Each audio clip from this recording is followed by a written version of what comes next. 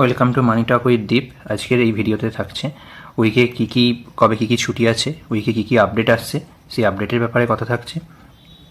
আর থাকছে GDP data, USA আর জাপানের GDP ডাটার ব্যাপারে কথা থাকছে। আর থাকছে ইন্ডিয়ার এআই এর ব্যাপারে কী পদক্ষেপ নিচ্ছে সেই ব্যাপারে নিউজ থাকছে, কারণ এআই নিয়ে এখন পুরো দুনিয়াতেই সবাই এই নিউজের ওপর খবর রাখছে। আর আরবিআই এর নতুন কী রুল এলো, কী নিয়ম আসার জন্য আজকে বিএসসি ফল করলো, বা গ্রো, জিরোধা এছাড়া আরও যারা সব ডিসকাউন্টেড ব্রোকার বা অন্যান্য ব্রোকার আছে তাদের উপর কী ইম্প্যাক্ট পড়বে সেই বিষয়ে খবর থাকছে। নতুন কোনো আইপিও আসছে কিনা সেই বিষয়ে খবর থাকছে। এফআইআই ডিআইআই আজকে কতটা বাইং করলো, কতটা সেলিং করলো সেই বিষয়ে খবর থাকছে। আর থাকছে মার্কেটের মুড কীরকম আছে, মার্কেটের মুডের ব্যাপারে ইনফরমেশান থাকছে। আর থাকছে ইটিএফে ইনভেস্ট করতে যারা চাইছেন সেই বিষয়ে কোন ইটিএফ এখন ডিসকাউন্টে চলছে সেটার ডাটা। আর মিউচুয়াল ফান্ডের অ্যাসেট অ্যালোকেশন কী আছে, আর নিফটি অ্যানালিসিস যেমন প্রত্যেক দিনের ভিডিওতে আমাদের থাকে সেরকম থাকছে। তো চলুন কোনো টাইম ওয়েস্ট না করে ভিডিওটা শুরু। প্রথমেই বলে নিই, এই সপ্তাহেতে জিডিপি ডাটা আসছে ইউএসএ আর জাপান, এই দুটো বড় বড় কান্ট্রি। ইউএসএ আর জাপান এই দুজনের জিডিপি ডাটা আসছে এই উইকেই, যেটার দিকে আমাদের সবাইকে নজর রাখতে হবে। এটার জন্য মার্কেটে একটা ভোলাটাইল অবস্থার সৃষ্টি হতে পারে। আর এর পরের খবরে আসছি, আজকে থেকে উইক শুরু হচ্ছে। তো ওই সপ্তাহেতে Monday, Tuesday, Wednesday, Thursday, Friday এই 5 দিনই মার্কেট খোলা আছে। এই সপ্তাহে কোনো ছুটি নেই। ইনফ্যাক্ট এই যে ফেব্রুয়ারি মাসেই কোনো ছুটি নেই আমাদের স্টক মার্কেটে। এরপরে ছুটি আছে মার্চের দিকে, আবার একটা ছুটি থাকতে পারতো শিবরাত্রিতে, কিন্তু সেটা রবিবার পড়ে যাওয়ার জন্য স্টক মার্কেট খোলাই আছে আমাদের এই সপ্তাহে। প্রত্যেক দিনই স্টক মার্কেট খোলা থাকছে। এবার আসি এআই এর ব্যাপারে। ইন্ডিয়ার কি খবর চলছে। ইন্ডিয়া এআই ইম্প্যাক্ট সামিট 2026 আজকে আমাদের prime minister mister Narendra Modi inaugurate করে দিয়েছে এআই ইম্প্যাক্ট সামিটে। যেটা সবথেকে বড় খবর কি শুনতে পাওয়া যাচ্ছে, সবথেকে বড় খবর শুনতে পাওয়া যাচ্ছে যে অ্যানথ্রপিক, যেটা এখন বর্তমানে সবথেকে বেশি চর্চার এআই, অ্যানথ্রপিক এআই কী করছে। অ্যানথ্রপিক এআই আমাদের যে সবথেকে বড় যে এখন স্টক মার্কেটে 1 নম্বর যে কোম্পানি আছে রিলায়েন্সের সাথে একটা পার্টনারশিপে আসতে পারে, এটা একটা খবর শোনা যাচ্ছে, কিন্তু এখনও পর্যন্ত অফিসিয়ালি কোনো খবর আসেনি। এই খবরটা এসে গেলে বুঝতেই পারছেন রিলায়েন্সেরও যদি আমাদের এদিক থেকে যথেষ্ট পজিটিভ নিউজ হবে এবং আমাদের স্টক মার্কেটের জন্য খুবই পজিটিভ নিউজ হবে। পরের খবরে আসা যাক।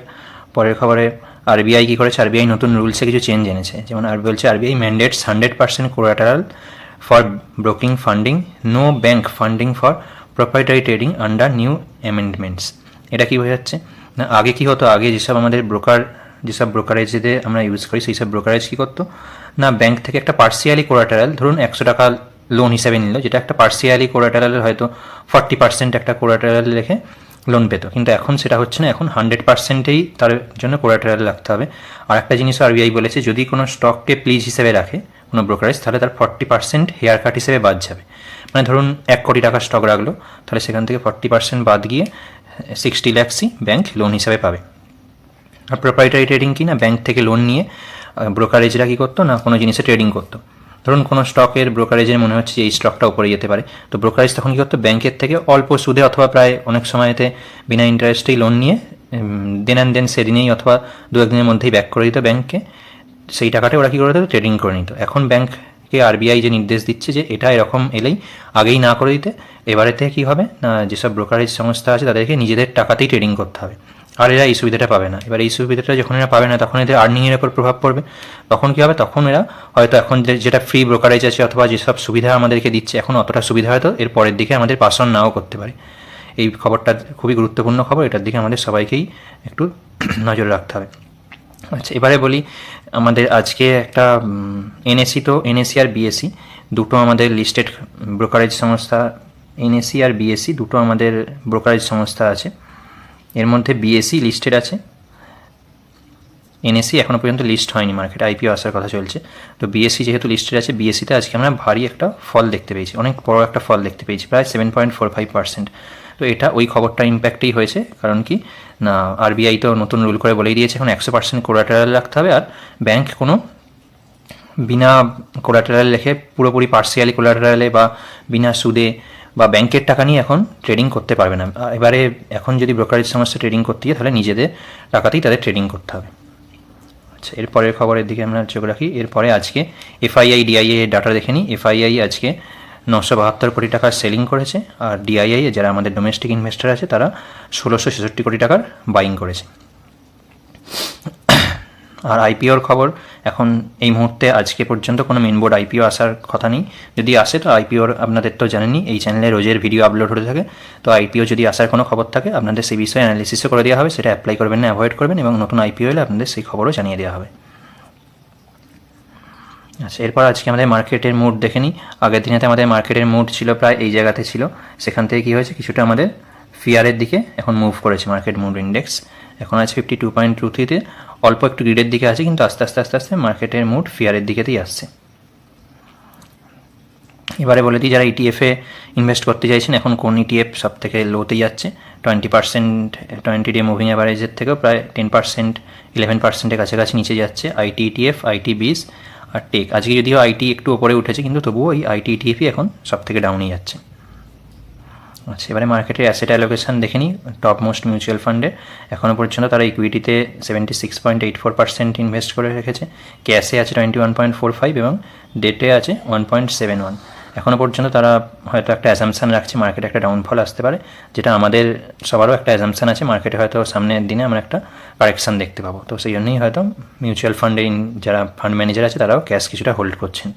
তো এবারে সরাসরি চলে যাবো আমাদের সবথেকে ইম্পর্টেন্ট পার্ট, লাস্টে যে পার্টটা থাকে, যে মার্কেটের নিফটি অ্যানালিসিসের ওপরে। নিফটি কী খবর সেটা দেখে নেব।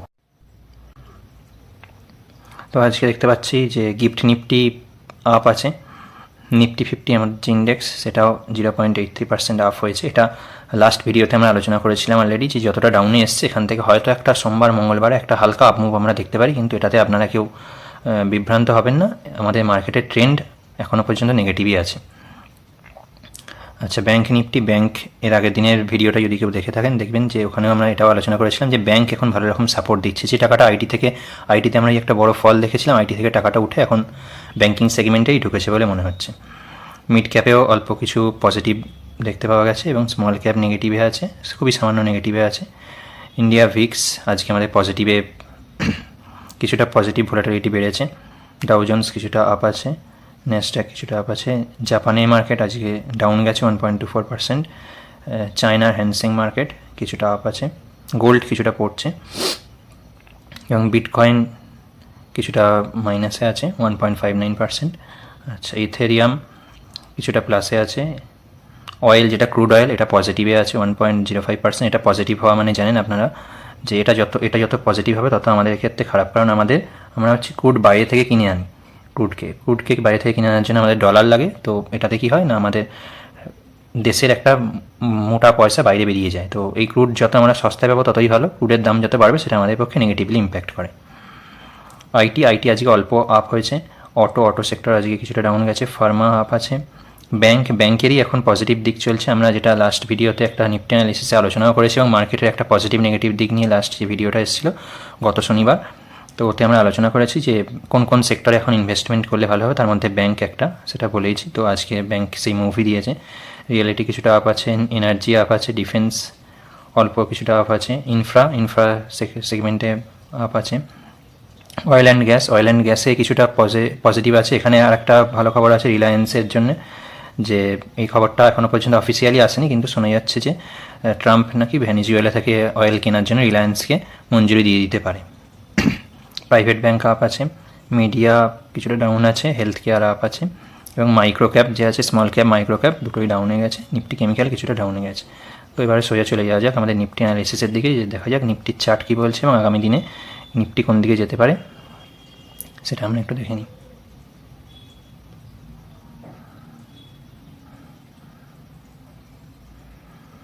আমরা এখানে আলোচনা করেছিলাম যে নিফটি 25,750 নিচে গেলে ডাউন ট্রেন্ড থাকতে পারে। এখানে আমরা লেভেলও দিয়েছিলাম যে 25,350। এই লেভেলের নিচে যতক্ষণ না নিফটি ব্রিচ করছে ততক্ষণ পর্যন্ত 25,000টা ইনট্যাক্ট থাকবে। প্রায় এই লেভেলটা 25,350 লেভেলটা আমরা একটা মার্ক করে নেব। প্রায় লেভেলটাই ধরুন 25,350 লেভেলে। এই লেভেলের মধ্যে এই লেভেলের নিচে গেলে তাহলে আমরা কি করতে পারবো না, এখান থেকে ডাউন ট্রেন্ড দেখতে পাবো। এখান থেকে নিচের দিকে ডাউন ট্রেন্ড আমরা দেখতে পাবো, কিন্তু এই লেভেলের মধ্যে যতক্ষণ থাকবে ততক্ষণ ওপরের দিকে 25,750 এই লেভেলটা একটা আমাদের রেজিস্ট্যান্স হিসেবে কাজ করবে এবং নিচের দিকেতে 25,350 এই লেভেলটা একটা আমাদের সাপোর্ট হিসেবে কাজ করবে। তো এর মধ্যে যদি আমাদের রেঞ্জ বাউন্ড মুভমেন্ট হয় তাহলে কিছু এখন ট্রেড নেওয়ার মতো কিছু নেই। যদি এটা ব্রিজ করে উপরে যায় তখন আমরা কিছু লং পজিশনের কথা ভাববো, এবং এটা ব্রিজ করে যদি নিচে আসে 25,350 এইটা, তখন আমরা শর্ট পজিশনের কথা ভাববো। এখন মোটামুটি রেঞ্জ বাউন্ড পজিশনে নিফটি পৌঁছে গেছে। কালকেও হয়তো সামান্য আপ মুভ বা সাইডওয়েজ মুভমেন্ট আমরা দেখতে পেতে পারি। তো এই মুহূর্তে ওয়েট অ্যান্ড ওয়াচ করাই ভালো, কারণ এই মুহূর্তের মধ্যে আমাদের বিশেষ কোনো আপ মুভ বা ডাউন মুভের স্ট্রং কিছু সিগন্যাল দেখা যাচ্ছে না। কিন্তু লং টার্মে নিফটি ডাউন ট্রেন্ডই আছে এখনও পর্যন্ত। আমরা আমাদের যেটা বলেছিলাম সেটাতেই স্টিক থাকছি। লং টার্মে নিফটি এখন এই মুহূর্তে আপ ট্রেন্ডে কিছু দেখতে পাওয়া যাচ্ছে, নিফটি ডাউন ট্রেন্ডেই থাকতে পারে। তো আজকে এই পর্যন্তই। আপনাদের মূল্যবান সময় দিয়ে ভিডিওটা শোনার জন্য অনেক অনেক ধন্যবাদ। আপনাদের কি মতামত হয় সেটা আমাকে কমেন্টে জানাবেন, এবং ইচ্ছা হলে ভিডিওটা লাইক সাবস্ক্রাইব করতে পারেন। Thank you.